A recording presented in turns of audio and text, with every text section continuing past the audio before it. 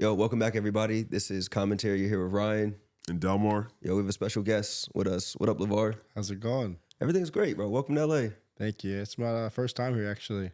I was going to ask you that. How are you liking it? I love it. I've been here for 2 days. The first time I was here, I got to go to a pretty nice dinner, like on the beach, Yeah. like Venice Beach. I got to drive around Beverly Hills for a little bit and kind of just to see what you see on TV. Yeah. And it's pretty cool. It's a nice. I feel like LA, it's its own state because there's so many like different portions of LA scattered around. When I've come to realize that, so I feel like I got to come back soon to see more of it. No, you should have came like a few weeks ago. It was a little bit warmer too. Like it's not cold, but you could have been here when there's a little LA heat. I was gonna say I just moved here 4 months ago, right? Really? Yeah. So From I was where? in Atlanta for 10 Okay. years before coming out here. What I will say is this: when you live in LA, you find out your whole life's a lie, and that all of these movies and these TV shows they exist on 4 plots of land. Oh, yeah. Yeah. It opens your mind, bro. Yeah. Yeah. You would think Entourage is like, walking here and, it's all whatever. But I think even like the spots in Entourage, I feel like they felt more like lively and like They did. than like you see today. Like you walk out here in the same places and like it's not the same. It is what it is. But let me ask, why were you out here? What brought you to LA? So I came for the Ebony 100 event last night. Smooth. Which was amazing. I mean, I was telling my mom, I see all these people on TV all the time, and now they're just walking by me like it's nothing. And I got to meet Shaq yesterday. Okay. I spoke with him for a little bit, and just a guy on Fast and Furious. So it was a really cool event, and just to be there, be a part of that, it kind of shows that in the NASCAR space, we're doing something, and we're kind of elevating the game a little bit. Because before, you would never think of a NASCAR driver being at an event like that, right? Yeah. So it was really cool. Let me ask you. So, I mean, let's really get into it, right? Like, I think you kind of said 2 things that were very perplexing to the people that listen to this podcast. You're young, you're black, and you said NASCAR driver. Very uncommon, especially in our community, For right? sure. So, if you don't mind, just like tell people who you are. How did you get started driving? Yeah, so it was actually a family thing for me. My mom, she was a drag racer. My grandfather drag raced. My aunts, uncles, everybody with the name Scott has to race at some point in their life, and they all did. So I have an older brother who still races to this day. I have to actually compete against him this weekend. I gotta try to beat That's him. sick. He's really good. But I know when he was 5, I was 2 or 3 at the time, and he started racing little dirt cars in Delaware. And obviously my older brother's racing, so I knew that's what I want to go do. I want to kind of watch him and take after him. And when I turned 5, we just started racing. My mom kind of knew that this is what we wanted to do, so she stopped racing just to kind of focus on our careers. Okay. And it just elevated. My grandpa would build the cars, and we would go race them on the weekends, and we got a lot of wins, and kind of just build our portfolio of racing. And when I turned 11, I moved into a bigger car, racing against adults, and started winning against them when I was 12 and 13. And I got the attention of the NASCAR team I'm with in the program, which was NASCAR Premier Driver Development and Rev Racing. Okay. And that just kind of jump-started my career in a way. Just kind of everything started taking off. I had to move down south to Charlotte at 16. I started racing around the Carolinas, and then when I was 17, 18, I started racing around the U.S. I finished Rookie of the Year last year in the ARCA Championship, and this year I finished second in points. So I definitely had a really good kind of trajectory and fun. Every weekend of my life has been racing cars, so I'm very happy and blessed. So you're not just in it, bro. You leading it. No, we like this. We like this kind of energy. Let me ask you this. So your whole 5 through 18, so school, like you moved down. So like you're doing high school through this whole process and everything. Yep, I was doing high school online. I had a really good teacher and principal. Principal was amazing. He helped out a lot because there's one of the times I would miss some assignments. Like I actually graduated high school and got my diploma when I was in Mexico racing. Wow. And took a picture and everything. That's like my graduation. I was in Mexico, and principal was really cool. Helped out a lot. And then I'm still in college now. I do college for motorsports management. Okay. Just kind of learn more of the business side of the sport. Racing definitely is a business, so it's tough. But I think that is kind of helping me learn that and help with my racing. So you're saying that, just so I'm clear, the program you're in is through NASCAR, or are you at a university? Like a community college in Charlotte, Concord. Just something of my own. Like we don't have to do it. It was just something of my own I wanted to do. I obviously wanted to get a degree. It's good for my family. It makes my mom happy, and it's good for us to have a degree, I think. Yeah. Facts. No, I mean, I think it's like, so you said like at 5, that's when you started racing. Yep. And then to 12, 13, you were picking up wins off of adults. Yes. Yeah. That's insane. It is. It was. Yeah. I mean, it was. I actually had to get special because the class I was in, it was a pretty big class. I actually had to get special permission to race because I was so young at the time. And then I remember it was my first year. We were just good. My grandpa built really good cars and made it simple for me to drive them. So we were pretty good. And obviously I got better. And that year, end of that year, I got my first win in that division, which was called the 600 micro sprints.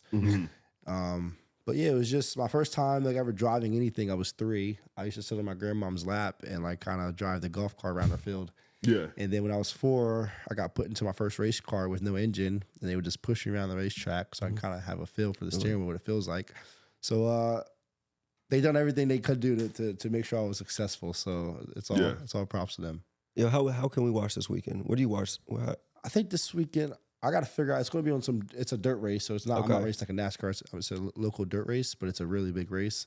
I know they're streaming it on somewhere. I got to find out. No, we'll talk about it. Sure. Yeah. I think it's interesting too because I was talking with your mom a little bit before this. So my first exposure to NASCAR was a friend of ours was working at Microsoft, and they were doing some work with Raja. Yep. And it was the first time when I hear NASCAR, it's like a blanket statement, right, from the outside looking in.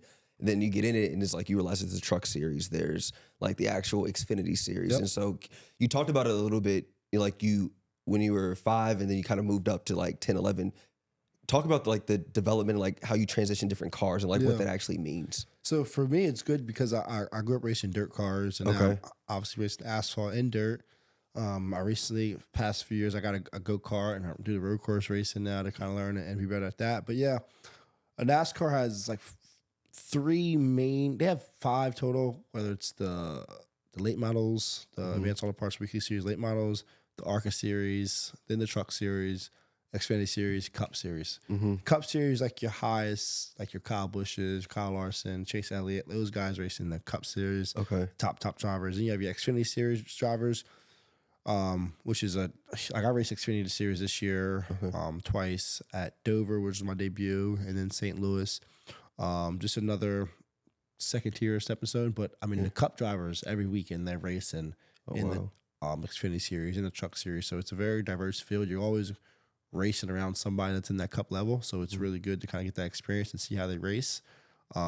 Truck Series is this 3rd tier. It's trucks, so it's hard to explain, right? Because when you think of NASCAR, you think of the cars, right? But then you say, no, I'm racing the Truck Series. They're like, trucks? What's a truck? So you got to explain that. But same engines as like the ARCA Series that I'm in now or was in.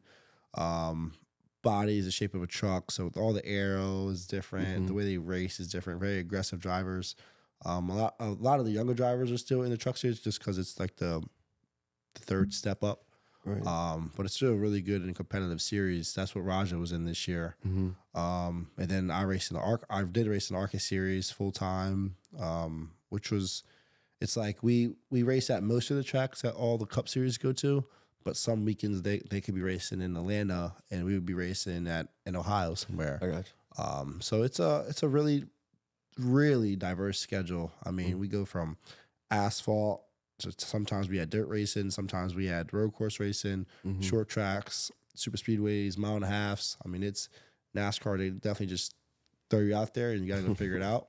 But for me, it was good just from coming from the dirt background and race a lot of different cars. I feel like figuring out new cars and new tracks fast has always been my my forte, what I can do. So it's been good for me. Okay. Yeah, and then I just think there's like different series. Are you having to like, pick up multiple types of cars to excel at? Like, for example, say you're like doing a Cup Series one weekend or Truck Series, and then whatever. Do you have to like drive this type of car this weekend and then another type of car a different weekend? If you want to be the best, and I think the best can do that extremely well. That's why Kyle Larson is so good because he can race a dirt car on Wednesday. He can go race a Truck Series on a Friday and win Xfinity on Saturday and Cup on Sunday. He can win all 4. And he's considered one of the best drivers in the world right now. And that's what I try to do. Like I raced my dirt car. I raced a dirt car last week, Saturday, in Phoenix, and we won. and I'm gonna go do it. I'm gonna go do it again this weekend. Yeah. And then in a few weeks, I'm coming to Vegas to race or practice in a road course car. So I want to race every car that's possible to race on every type of track and be good at it because that's the best drivers. NASCAR the schedule is changing a lot. You ask when you think of NASCAR, you're thinking just oval, circle racing. But now I think next year we have 8 to 7 races on the schedule that are road courses. So you have to be good at road courses if you want to be good at NASCAR now. So that's what I'm learning, and I think all the good drivers are doing that as well. So it's if you want to be the best, you got to be good at everything. Did they do road course? Did they do like Chicago last year? Yeah, okay. Yeah. I remember Chicago seeing that. I went there. It was an amazing event. I mean, you walk out of your hotel, you walk a block, and the road course and the track's right there. You think F1 has a lot of influence on that? Yeah, for sure. I mean, but F1's F1. F1 is around the world racing, right? Right. But yeah, they had to have some influences. It's really cool what they're doing, and I mean, and it's a good way to kind of bring new fans to the sport. I mean, if you live in Chicago, you walk around the blocks and you see NASCAR posted everywhere, you're naturally going to look into it, right, and see what it is, and then you hear the cars going down Michigan Avenue. It's people are going to attract to that, right? And I think it worked, and it was really cool. That's why next year we're going back to Chicagoland. But it was definitely really cool to see and be a part of that. Now when I go to like New York or something, or LA, right? I mean, I think NASCAR in this day and age with social media and how people want to be interested in different things, it has the ability to really, really be super mainstream. Everybody knows of NASCAR, but everybody watches NASCAR. And I think now with the new drivers coming in, all the new talent, you got people that could really be rock stars. I think it could change the sport in the future if we all do it right. You know, I think you said it's like NASCAR. It had a stigma for a long time, right? Like outside looking in, it didn't represent at least what Black culture was outside. And I think that's why I was even on your Instagram. I was like, my guy listened to Ken Carson before the race is crazy. I was like, we're in a new era of the sport. I would ask you too. So like all this different, like driving, like different terrains, different vehicles. I'm curious. 2 questions. One is a gaming podcast. We're gonna get there in a second. How do you physically train for what you do? So I work out almost every day, really every day. And a lot of like long endurance workouts. Like when I got here on Monday, I did an 8-mile run, like up the Culver City State, Culver City stairs. I did 8 miles around there, and then I went and worked out after that. But it's like I don't want to get big, so instead of doing like 4 reps or something, I do like 10 to 12 reps just to make the muscle on, because these races are 250 laps, right? So it's like 127 degrees inside the car. You're in the fire suit. You're in the helmet, gloves. So it's a very hot situation you're in. Yeah. So I think everything you have to have really good endurance. That's why some drivers, they don't look in shape, but they're really in shape compared to the average human being, just because what they have to do. Like the cup races are 400. I mean, not I said 400. Like 4 hours, 400 to 500 laps. That's a long time in a car like that, right? And you're not just driving a car. I mean, you are trying to get the most out of a car every single lap. So I explain it in a way like you ever go around a bend, 80 miles per hour, you feel like your head want to move over. Or imagine that times 3 for 400 laps. It's a lot of strain on your body. It's insane. Like I wish people could really just. I know on TV watching it looks like we're going in circles. I wish people can really, really sit down and understand the situations that drivers are in and how hot it is, and you're competing, right? You're trying to get the next guy, and that's another mental toll on you. So I work out every day, and I think the people that do work out, I think they're better just because that feeling isn't getting to them as bad. Yeah, that's what I was like. I had to ask because I was like, it's one of those sports where like everyone's like the car's doing all the work, and I was like, again, once you get actually in it, and when we went to the race, the gentleman, we talked about it a little bit before, that actually is bringing in football players to kind of stage and be a part of the pit crews, because he was like, yo, people don't understand the physical labor, and it's like it's a very easy transition from playing football and training to actually being in the crew. So I was like, yo, there has to be a lot of physical labor that goes into it. You just don't, the outlook, it just may look a little bit different. Yeah, I mean, I couldn't pick up those tires. I promise you I can't. I could probably change them, but I can't pick them up and put them in a car like they do. It's just, I'm not that physically, I don't have the muscles and capabilities to do that right now. If I worked at it for maybe 3 years. So that's why it's really good for college athletes. And I think the main reason that people don't talk about it is the pressure. I mean, college athletes and athletes in general, they understand pressure, right? They've been in the high situations when it comes to football games, basketball games, whatever they're in. And NASCAR is just like that. Like, if you've never been in a situation where you need to go perform for your team or for your family or for people around you, it's hard to do it for the first few times. And they understand that, right? So when your driver's in first place, and you come down to pit stop, 6 laps to go, and you need to make sure the pit stop is good so he gets out back at first. That's pressure, right? And if you don't do that, when you get back to the shop on Monday, your whole organization is not going to be happy with you if you lost the team that race, right? Right. So that's a lot. I mean, it's for the Cup guys. I know they're spending millions of dollars each race. So if you lose a team that much money, that's pressure naturally, right? Yeah. And athletes, they understand that, and whatever they do, whatever process they take to work on that, they're good at it. Yeah, I will say it might be movies that adds to the idea that it's easy because it's always like this rough tumble guy who like used to race here, isn't really training a lot, kind of like just does whatever, comes back like the F1 movie. Yeah, sure. Was it Ford versus Ferrari? Yes, like all those movies, like it's cool, but like it is always that guy who like isn't working out, who like comes in like is running races, which obviously is not. That's a bad look case. for sure. And which I think racing is like, if I don't race for the next 5 years of my life, I think when I got back into a race car, I think I would be like time wise, I would probably be okay within like the first, I don't know, maybe 15 minutes of practicing. But like just your racecraft and you're being comfortable in the car and the decisions you make behind the steering wheel would be different just because you're not fresh. You don't know what's going on. So I don't think you necessarily lose your speed all the time. You probably lose a few tenths, but you don't lose the speed. You don't lose how to drive or forget how to drive, but you definitely just lose your racecraft and understanding all the decisions you make behind the steering wheel, being comfortable, right? I think to be a good driver, everything needs to be slowed down. Like the way you process things, the way you visualize things needs to be slow to make the best decisions. And the more you do that right and repetitive with that, it just becomes more easy. So I think when you're not doing it for a long time, you can get back to that situation. Everything be so like kind of like crazy to you because you know what's going on. So I think the movies is good for movies for entertainment. But it's a little bit different on what can really happen in real life. That's why when he first went out there, I think that was like FP1 practice, whenever he kept spinning out. When he was trying to, just because it's different again. And once you pick it up, it's like, okay, now I remember. Right. Yeah. Like it's like, like I said, like riding a bike, but you can get that first level, okay, I can do it, but like how am I gonna like actually compete? Exactly. Yeah. Exactly. Yeah. I wanted to ask, so like as far as the physical training, the driving, do games help? Are they a part of your process when it comes to like just your development as a professional? I can't even say a game because I use that as my simulator. Like that's why it is a game, but it's real for me and real for a lot of drivers, which is called iRacing. So to go out, if I wanted to go out and practice in real life, to use a car at the shop and take it out testing, I mean that's thousands of dollars, whether it's $10,000-$20,000 to go test a car, right?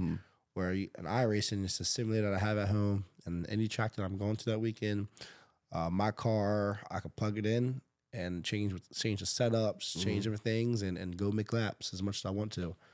It's called iRacing. So, I mean, and some people use it as a game just to have fun with their friends, which I do sometimes. My brother has it, my little cousin has it, my other cousin has it. So at home, we all play all the time, like, just have fun and just at nighttime. But like throughout the day, that's my serious time of like actually preparing for the upcoming race that I have. And I just make a lot of laps. I have to balance myself how much I use it and how much I take it serious because, it's not a game, but it is a game, right? So the people that play it all the time, they know all the little tricks to create speed, which I don't because I just use it for preparation and that's it. So sometimes I get on and I play some random race. It doesn't matter where it's at. And I get waxed. I mean, waxed by somebody. Yeah. I don't know. Who knows? Probably just get off work. Just he could be 85 years old and he's waxed me because he plays it so much. So mentally, I'm like, I just got beat at a game that this guy doesn't even race in life, not doing. He just beat me, right? Yeah. But he plays all the time. So, but it's hard to kind of like understand that. So like, if I'm like having a rough night, like I just get off. I'm like, I'm not finna mess up my mental. You know what I mean? Like, Right. I'm just gonna go. But race I mean, this with you, weekend. that's kind of Yeah. like what you're describing. Like, it's the same thing when you see like NBA players go to like LA Fitness. Yeah. And people be like, bro, they ain't that nice. And then, all right, let's go in the arena. And Yeah. then dude's gonna lit you up Exactly, for 40. it's right? different, Like, right? It's just It's different different. advice. I see how you're talking about it. It's just like, it is balanced. Like yeah. I think golf and racing are so similar. Like I think there's probably some people who are really good at a golf simulator, but Yeah. are probably horrible when it comes to real life golf. You know what I Yeah. mean? So I think it's the same thing as this. You know what I mean? I'm decent at I'm okay at the like the average person is not going to beat me at a racing simulator, but the people that do it every day, Right. just naturally they're really good. But in real life, feeling the speed, knowing you're about to go into a corner in real life at 180 miles per hour, it's a bit different. Yeah, 100%, 100%. I take your money at Top Golf, but like you said, hit that corner the wrong way. Yeah, exactly. You're going to slow down a little bit. Exactly. That's where you take Exactly. it off. Yeah. Yeah, that's funny. Yeah, 100%. Exactly. When you're racing, is it do you have like is your gamer tag like your name or like something random? Yeah, and I probably should change that. I get wrecked so much because of that. Like it's just Yeah. haha. Then we have a little thing we could chat, like, and everybody hears it. Right. Haha, I just wrecked Lavar Scott. They just laugh about it. I'm like, it messes up my I rating. So like, Oh, man. if your I rating goes too low, you can't compete at like the highest, like against like the best competition anymore. Yeah. But it's like if you get wrecked, there's nothing you can do about it. It's just you're just damaged. So when you get damaged, your I rating drops. But they can do whatever they want. It's like you can protest it, but that stuff takes weeks out. Right. And I'm not like I take it serious, but I'm not gonna protest somebody doing that stuff, right? And write Yeah. a long email, what happened? Right. I don't have time for that. Yeah. But I was thinking about changing my name just to have more of a clean races Yeah. and not have to get caught up in that just because they're racing against somebody that races in real life. Do you play outside of iRacing? Not too many games. Like my brother, he used to be big into Warzone. So we always get on Warzone at nighttime and just play for hours. But we haven't played in probably a few months. Probably should play again. But when I was growing up, I played NBA a lot with my friends. I always thought I was good at Madden. So I actually played somebody who was really good and I didn't score Yeah. not once. So I haven't Right. touched it since then. But yeah, probably just Warzone sometimes with my family. You know, I'm just curious, man, because I was like, it's interesting now, like the position you're in, like just one, how you can build your brand, one from Yep. the talent on the track, but then also like off the track as well. I'm curious, so like, do you lean into content creation? I see like music's a big part Yeah. of your journey too. So like, clearly y'all aren't listening to music while you're racing, right? But like, of course, like up into that point, like what type of outside of Ken, like what type of artists are you tapped into right now? I'm really big into like Drake and Rod Wave. Yeah. Drake and Party Next Door dropped that album. That was awesome Yeah. for me. I love type of music. But no, them really everything. Like if I showed you my like list of music we listen to on race day, it would blow your mind. It's so different. Like some really slow music, some alternative. Then I can go to like the NBA song, a shot calling. Yeah. I was listening to that Saturday. Like it just depends what mood I'm in. Like it really does. And I feel like I have songs for every situation I'm in. Because I love listening to music. And I love finding new music. So I don't know. But if like on a regular day, whatever I'm doing, it's probably just some like slower music or like Drake playing or something like that. Yeah, we're going to see Rod Wave on December 8th out here in LA. I was like, bro, I'm big on Rod Wave. He's going to Philly. I've been to his concerts the last 2 years when he had it on the Philly. Yeah, no, it's dope. I was going to say too, so I forgot also, you're in the NASCAR game. Yes, I am. That's huge, bro. That like, is- yeah, like, that is crazy. We're talking about games, we're talking Right, about yeah. iRacing. I was like, we're missing something here. Yo, Yes. so talk to us about that. What was that process like? That was awesome. I just found out like a quick text message. My competition director at the time, he said, "Hey, iRacing NASCAR is coming to film you reacting to the game you're in." What are you talking about? Game I'm in. Yeah. And the next week they came and I got to play as myself and they reacted to it, which was really cool. But no, it's like everybody wants to see themselves in the game, right? Oh, yeah. And like my family plays it and they're playing as me, which is like kind of like what Yeah. the heck, you know what I mean? Like one of my family friends, like he was playing out and he won and he's racing as me at Daytona. And he posted about it on the stories like that. Like Yeah. it's- and now like people on Twitter, they're like, like same thing. I just wrecked Lavar. Same shit. Just laughing about it, which is it's fun, and I always type something back like I'll get you next time, whatever. Yeah. But no, it's really really cool. to see yourself in a video game. When 2 years ago, I think was when the new NCAA came out with their game. Oh, yeah. But I got to yeah. see all those. And I consider myself like around the college age, right? So like you compare, and I was like, I wish I had a video game right now I was in. So it was pretty cool to see that and to have people that I know play as me and really support it. Yeah, no, to your point, like if only there were a college circuit for NASCAR, you would be in that game, right? So it is like you get to feel that it comes at it's almost like a delayed gratification, right? Now that the process is actually going through.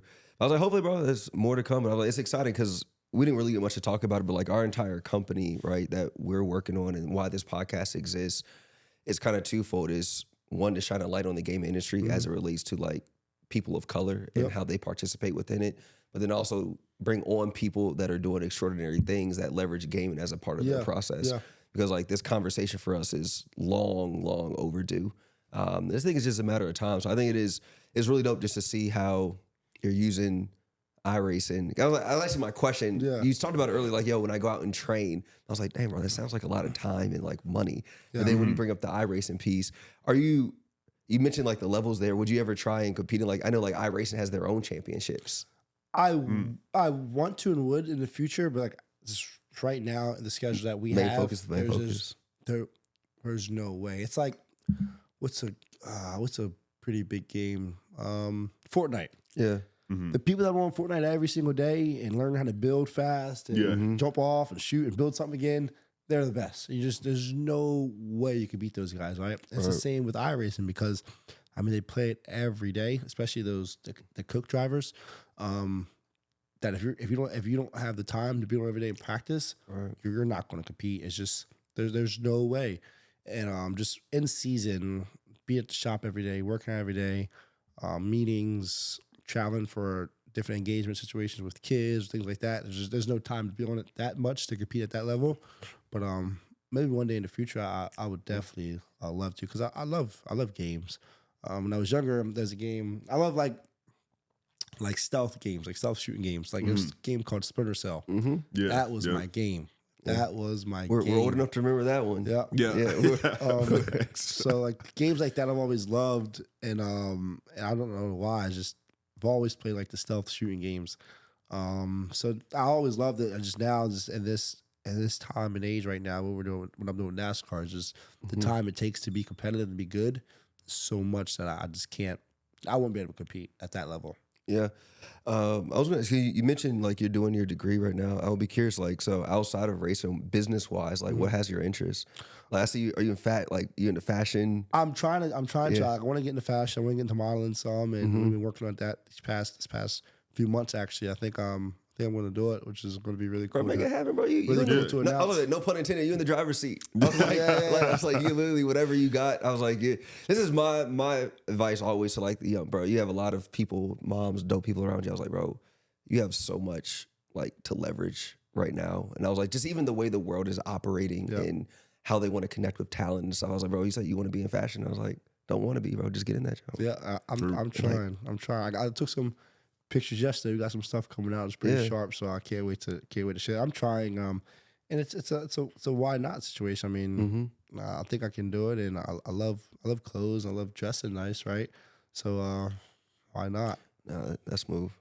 Yeah. That's smooth. I was gonna bring up. You were talking about like iRacing. Are there any physical races outside of NASCAR that you would want to race in? Like I know there might be like.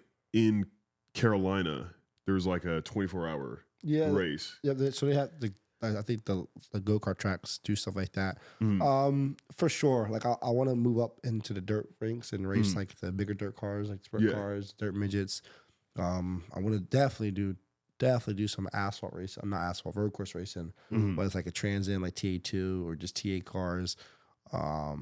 Anything anything I want to race. Like if I could race a car every day, like that's what I would do. Like I love racing. I love competing. I love being on the steering wheel and just feeling a car and feeling the engine and trying to get the most out of it.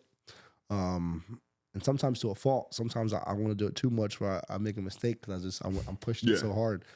But I couldn't even give you a set answer on that because like really anything that I think could make me better, I want to race it. Fair, you know fair, for sure.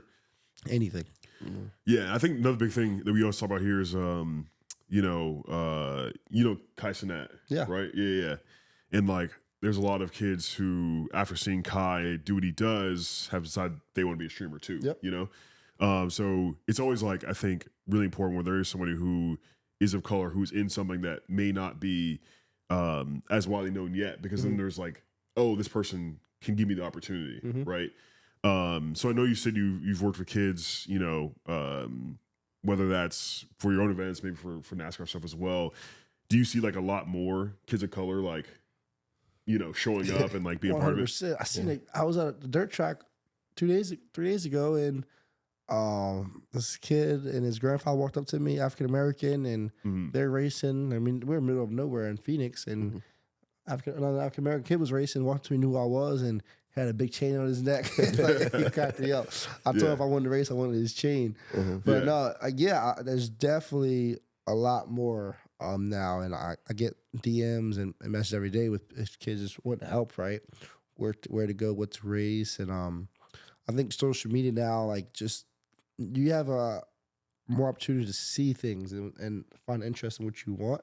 Yeah. And I experienced that. Like, I was never ever into golf until like I started watching like the stuff on TikTok this year, and then they came out with a documentary on Netflix. Full Swing, and that got me into it. And that's just because of what you see online now. And I think that's the same with kids who see racing. So there's definitely a lot more coming up. A lot.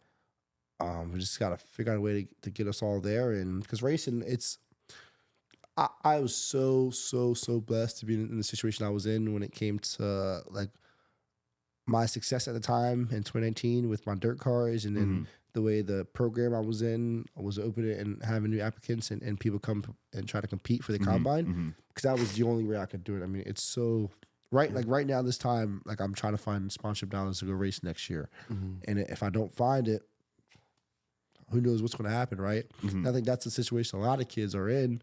So there's definitely a lot of kids out there. It's really tough to find all the pieces and put it together to grow in race, just because how expensive the sport is. And if you can't find the dollars to go race or practice, how do you become better, right? If you can't go do it. It's a really tough world. But the ones that are really persistent and consistent with all the work that comes along with it and put themselves out there a lot, whether it's social media or going to local go-kart tracks and winning, I think they tend to make it. It sucks because right now there's only one of us at the top level, which is the Cup Series, which is Bubba Wallace. I feel like there would be a lot more of us if we could all find a way to bridge the gap when it comes to funding, right? Yeah. Just gotta help each other. Yeah, 100%. So can you explain that a little bit more? So like each season you have to essentially find sponsors to, and the sponsorships, I'm imagining like each race, are these like you have to like pay entry fees to race, or like what is the sponsorship? It's not entry fees. You gotta, it costs the teams a lot of money to get the cars. Like the pit crew and pit crew to the racetrack, everything. I mean, all the research and development that goes along with the race, and it's a lot of money, right? And 90% of drivers have to pay for that and find a sponsorship to do that. And it doesn't matter if it's coming from family money or sponsorship dollars. Right. But one way or another, that number has to be met to the team before you go race. Yeah. If you don't go do that, probably not racing.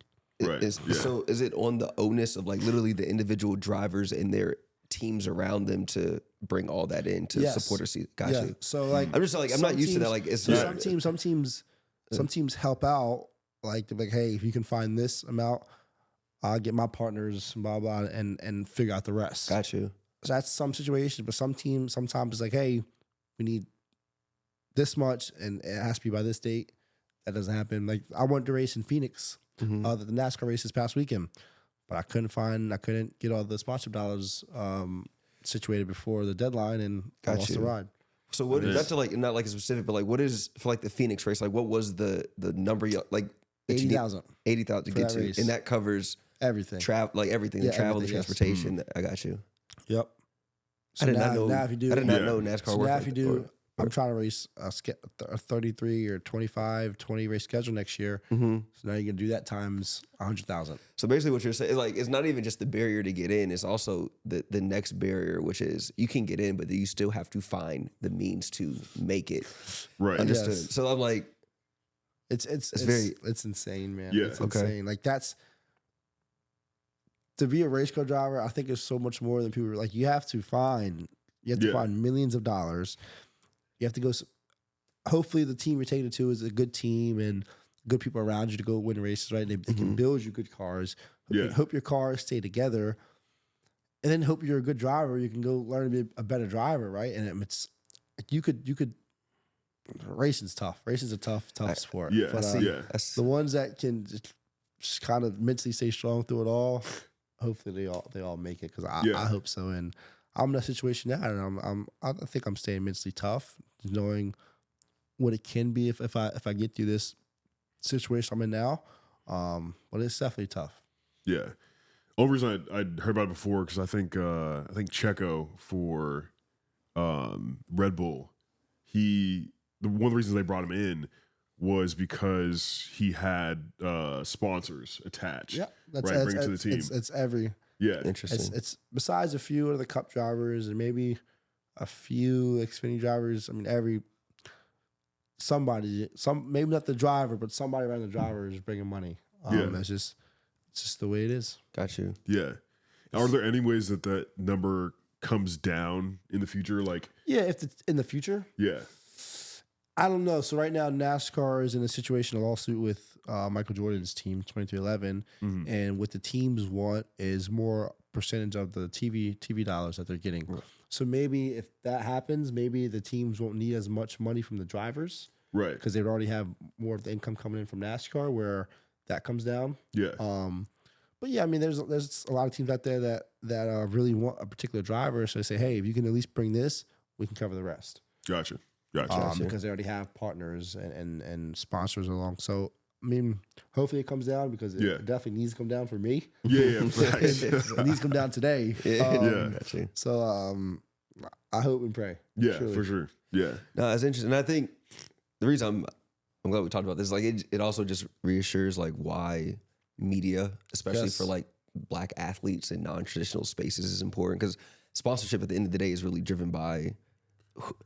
It's more like it's curated than people like to imagine. But so that's another thing I'm curious about, like with this new NASCAR, like the new driver initiative, were there other elements that came like with media support and like helping like hey, we bring in these new drivers, but like helping them like be put in a position where they also, to your point, like can be successful. Yeah, for sure. Like NASCAR has helped me a lot and done really well with that. But they don't baby me in that sense. Like yesterday, like this Ebony situation that happened was because of NASCAR Connects and they set it up for me. But it's like, okay, we're putting you here.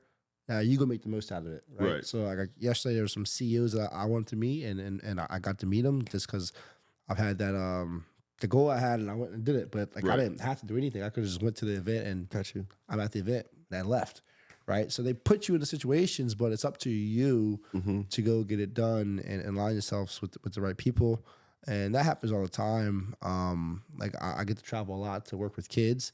You can go and do it and just do it and leave, or you can go and put it on your socials and talk about it and let the world know what you're doing, whether that's a LinkedIn or Instagram. So I feel very, very, very blessed to say that they definitely put me in a lot of situations to be successful. But if you don't put the work in and actually get things done and network, talk to people and put yourself out there, it won't happen. Got you. No, this is very enlightening for me. The reason I'm also like I came up in like sales and sponsorships and like we're in sponsorships and advertising and media and like I see the challenge. Yeah. It's like, and very similar like what I always say like our company's claim to fame is we created something similar for like HBCU gamers to like have a platform to get into the gaming space. And it's very similarly is like, hey, this is here, but how do we bring in partners? Yeah. And I'm just thinking through that process. I'm like, it's a good problem to have, right? Because the thing, and I'll say it sucks because you're feeling it, right? And you're in it. But the fact that it is a problem, the reality is that there's a solution as like, how do we leverage platforms like this? How do you leverage networks and people around you to kind of close that gap? I'd say this, it happens a lot faster than you think. I hope so. No, it does, bro. It does. hope not. It Leave does. back in It a phone does. It call. does. Yeah, no, it does. It does. And it does suck also at the same time. I can say from my lens of entrepreneur, right? There's opportunities you see that like, it's like a glass ceiling. It's like there's nothing preventing me from getting there, and everything's there. I just got to break through the next level. Yeah, and that's what I've been what I've been trying to tell myself. Like right now, to make this step up, it's going to be the hardest step of the next 25 years of my life, and I know that.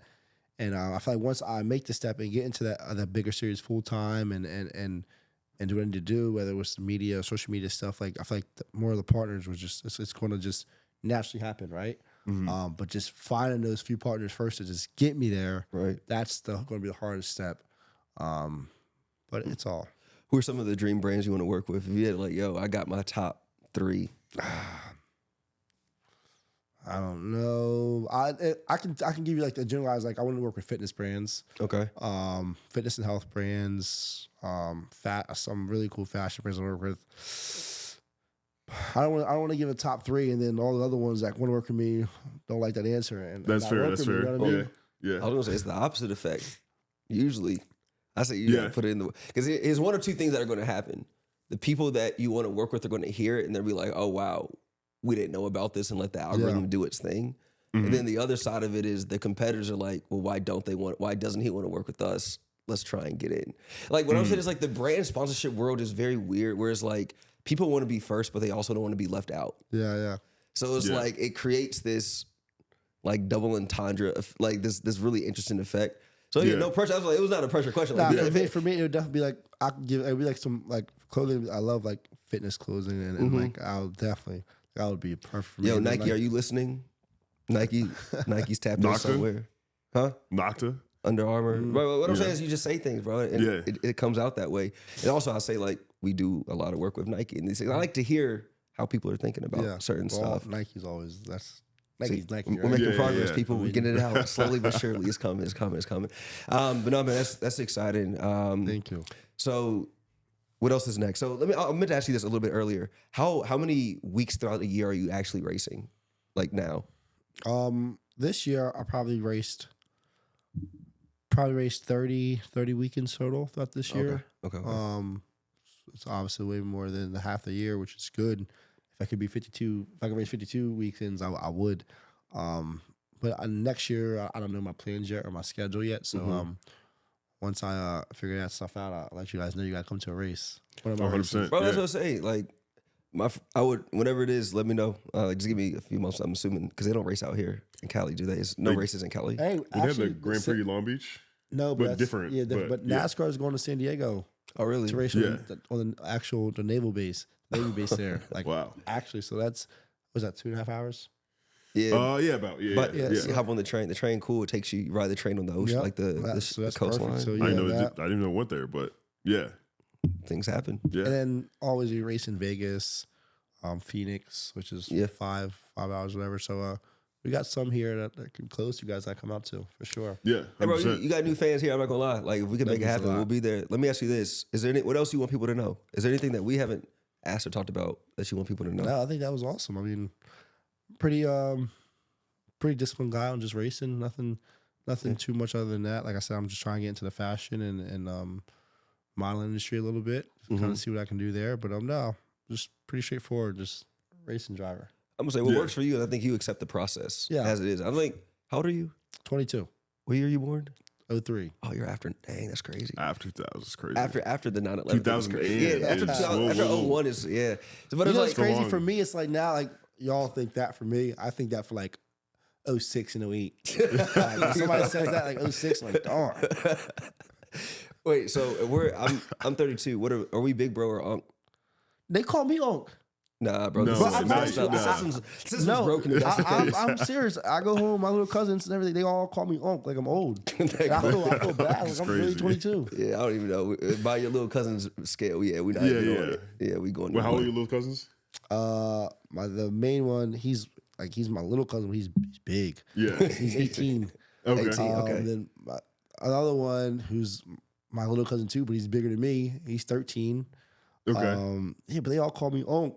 And then he was like, oh, what up, Onk, and dap me up. Like, don't touch me. Bro, stop accepting the daps. Yo, cousins, we got to get right. That's not it. That's not it. Nah, it's crazy, but no, I've definitely got called Onk a few times. But I imagine like there's probably kids who were like 5th grade, 6th grade who are calling kids who are 16 Onk now. You know, I feel like everybody's Onk if they're older than you. I feel like when I was in 5th and 6th grade, these words weren't even words.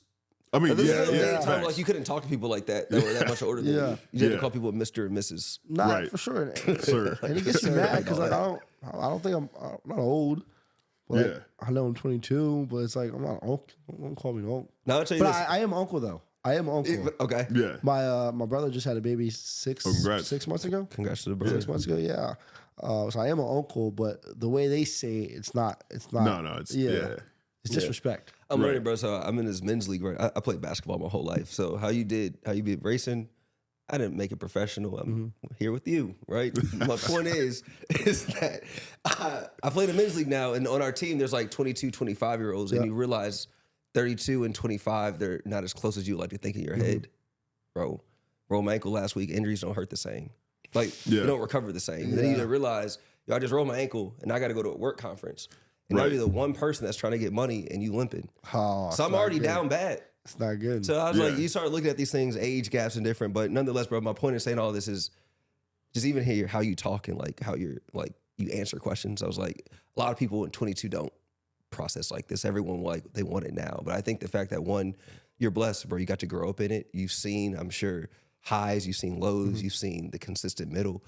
And I think just for you and your journey, I'm excited to now like kind of be tuned in. Like I just had to like. It's like you just have to know. And so now that I followed you on social and all that too. So like I'm gonna start when you start posting, I'm like, yo, tune into the game. We got to talk about these things because you're the one. You are the version of Kai that he's talking about. Like the Rajas. I wanted to ask, so like Bubba, when you say like he's at the top circuit, so is he racing? Like you said, I hope to race like 52 weeks out of the year. So is he a guy that's like racing majority of the year? They're racing 36 weekends. Okay, like that Cup Series schedule is 36 weekends. But the reason, like my schedule was 20 races, but then I did 2 extra Xfinity races, and then I raced my dirt cars often. So that's why I get to race 132 races a year. But regular ARCA schedule is 20, truck is 25, Xfinity is 33, and Cup is 36. So they get to race the most of everybody. Got you. Well, look, bro, if you don't got nothing going on in December, we do big events with gaming and music. It will actually be in Atlanta, so that's kind of close to North Carolina. Bro, so I was like, I think a big thing too is you meeting other people that are just like your age doing dope things in the culture. It's like cross collaboration and people knowing. I love seeing it. I love seeing it. We have like over 10,000 content creators in this little creator thing that it's very real, very real. That's why I'm like, I'm listening to your story and I'm like, when is this in December? It is December 10. It is Wednesday night. Shout out, quick plug for the kickback. If y'all in Atlanta on December 10, pull up. It's gonna be free for the fan. We have a gaming tournament. You don't be playing the games. It's all love, though. You can still come out. If you want to speak to the kids, it'll be kids there. You can talk to them about a very similar format. But the reason I bring it up is I'm just thinking like there's you as the individual and what you're doing in kind of like the world, but then there's the community, right? And your world and the community, they're just slightly detached, which is perfectly fine. I'm like, how do we bring them together? And I'm like, there's these small spaces that are happening where these things are thriving. I think you should go to DreamCon next year if you're not familiar with DreamCon. Are you familiar with DreamCon? That's not the music. No, that's Dreamville. Okay. Yeah. So basically, like, there's like all this new stuff now for like exceptional, like call it like exceptional Black people, like that are doing different things. So DreamCon is like the largest gaming and anime meetup, and at DreamCon they actually do like a car show. So like, imagine like cars wrapped in like anime and like cosplay type themes. Yeah. There's things called trap suits. My point is, bro, like we're gonna start plugging your people in so you can start knowing what's going on. And I'm like, bro, you will have fans. Like, and I know you have fans. I'm not saying you don't have fans now, but I'm saying like helping build to like that repertoire. Like, 100%. I'm excited, bro. This is cool. Yeah. There's also here, like, Mickey or Evan wasn't here in the morning, right? Yeah. It's like I was telling them before they got here, we gave them like the history of like race service and like. Yeah. I was also going to mention like with your degree in business, I would also like you talk about fashion, but like where you physically are right now is a great example of like bridging your business world and like your professional world together. Because like having an agency where like you're making NASCAR cool seems like it can make a lot of money right now, right? And like if you have not only a driver, but you could find a way to build a community around making NASCAR cool. I'm like, that is a very viable business opportunity. I'm like, the success of that like is right outside from what you've seen, right? Yeah. Anyway, bro, we're not here to pitch you on ideas. We're just I need it. I'm seriously. Me and Dom are just guys that spend all of our time in the gaming industry and entertainment and see what's happening. And I'm like, yeah, bro, we're just excited that you made it through. Yo, what time do you have to fly out here? My flight's at 1 o'clock. Okay. 1 o'clock. It should be good. Should be good, but I'm like, TSA is not in its best state right now, so you never know. Yeah, and I still gotta get some. Do you know what lunch or something? Do you know which terminal you're at? No, I can check. Hopefully it's not 4 or 5. Hopefully That bad? 4 or 5. That bad? I mean, so Terminal 4. Terminal 4. Yeah, that's like Yeah, Delta. that's the worst one. Yeah, it is low key. It's the international terminal. I don't know why they do that. It's all insight, bro. You have time. Yeah. We're gonna make it. Yeah, I mean, it's first time LAX. You'll it's it'll be experience. Yeah, It'll be a good experience. But look, we're about to get out of here. Lavar, we appreciate you. Yo, how do people find you? Yep. So all my social, everything is really just Lavar Scott. Bro, we got to work on this, brother. This keep man it can be simple. found as easily on social media as he can on Xbox Live. Yeah. I keep it very, very simple, Lavar Scott. Yeah. But I will change my iRacing name. Gotcha. Yeah, We okay, don't want people okay. wrecking you too much more. Yeah. Damar, you got anything? Oh, here's one thing we always do. Do your, Oh, yeah, the carve outs? yes. Yeah, so normally just at the end of the episode, we'll do carve outs, which is like, doesn't have to relate to the episode. It could be if you want it to be, but like, there's something you've done, seen, read that you thought was cool. So if I was kicking off, I would say, let's see, what I have as carve out. It's his game. He's I'm just like not even doing ready it. to go. I would say there's a game called Are We There Yet? It's this new genre it's called friend slop. Mm-hmm. The reason why it's called friend slop is because you wouldn't play this game by yourself because it's not that great on your own, but with friends it's actually pretty cool. That game is like you drive an RV with friends and like you like have to get over like dips and like I saw jumps some and like clips all of kinds of this. stuff. So I would say that game. It's like It's fun. yeah, Fun. incredible. All right, my carve out 1. I have 2 this time. Shout out Afrotech. I was at Afrotech last week in Houston. I believe our black cons are under attack for no reason by the black community, and we need to stop. Afrotech was fine if you went there for the reasons that it was designed for. It was a highly productive conference. My second one is this weekend in LA is the Gran Turismo Championship. Did you know this? I did not know that. Yeah, so For the gaming. for the game games. itself. Wow. Yeah, so like they're actually having a big activation downtown LA. Wow. And ironically enough, my lifelong friend is now the brand manager of Gran Turismo. Wow. So I'm going there this weekend. So for anyone, and this won't even be out by this weekend. I was about to do a shout out to like, yo, pull up on us. I mean, maybe. No, it won't. It's all love. It's going to come out in a few weeks, but that is my carve out for this week. And I will say, now that we're in the future, it was a dope event at the Gran Turismo activation this weekend. Yo. That's good. All right, what you got? Mine, I guess, would be just this past weekend, I got to go to the Phoenix Championship race with NASCAR and No, see Chevrolet driver Kyle Larson win the championship. that was cool. Pretty cool. Really cool. I was gonna say, Really a lot of the guys you're racing against, I'm assuming, did you look up to as well? Yeah, Kyle. Yeah, Right. Like 100%. And now I see him all the time. So that's cool. But yeah. Dope. Well, look, we appreciate you, LeVar. We wish you safe travels back home. The best in everything with your upcoming races, your career, Thank you. everything. Hopefully, we can play a part to the degree that we can. But we're getting out of here. Cxmmentary, we out. We out.